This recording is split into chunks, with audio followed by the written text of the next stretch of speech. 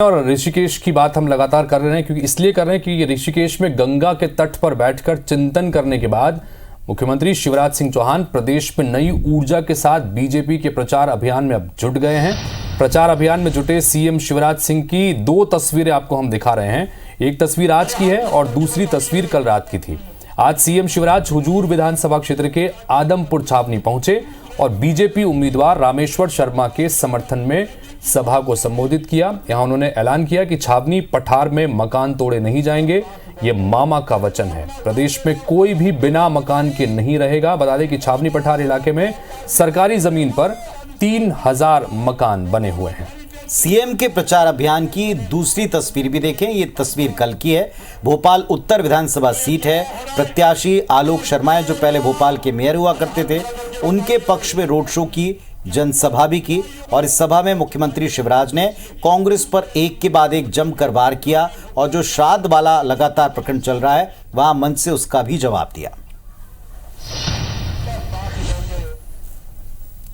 जब यह बात चली थी कि मकान टूटेंगे, रामेश्वर जी ने बताया था और आज मैं कह रहा हूं, हम उजाड़ने के लिए नहीं, बसाने के लिए है बहनों और भाइयों, बसाने के लिए। भारतीय जनता पार्टी की सरकार के रहते हुए, रामेश्वर शर्मा के रहते हुए और सीएम शिवराज सिंह चौहान के रहते हुए कोई आपको आपकी जमीन से नहीं हटा सकता। लेकिन तुम भी सुखी रहोगे तो मामा के राज में रहोगे। कांग्रेस ने तो सत्यानाश कर दिया था।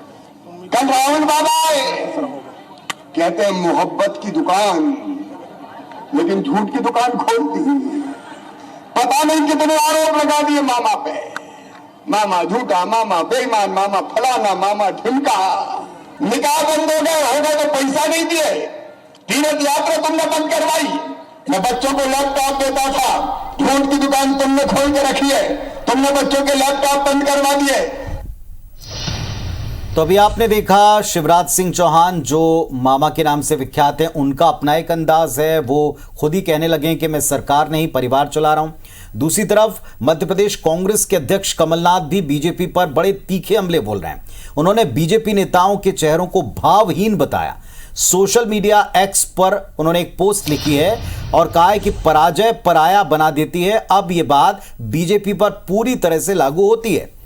भाजपा के चुनावी मंच मन मुटाव के मंच बनकर रह गए हैं, ये भी उन्होंने एक्स पर लिखा है। भाजपा नेताओं की खोखली बातें शब्दों की बुनी हुई बड़ी चादर है जिसे वो अपने अंदरूनी टकराव के ऊपर डालकर आपसी दरार को ढकने की कोशिश कर रहे हैं, लेकिन उनके भावहीन चेहरे सारी हकीकत बयां कर रहे हैं। प्रपंच के मंच सजाकर बीजेपी यही नहीं, आगामी सभी चुनाव हारेगी। कमलनाथ के इस हमले पर बीजेपी नेता पलटवार भी कर रहे हैं।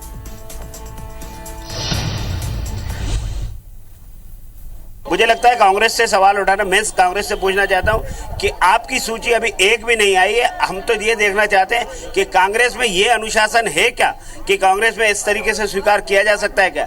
पार्टी के, भारतीय जनता पार्टी के कार्यकर्ता देव दुर्लभ कार्यकर्ता है और उनको जो जिम्मेदारी मिली है निश्चित रूप से उन्होंने अपने नेतृत्व के सामने बात रख ली और इसके बाद वो चुनाव में लग जाएंगे।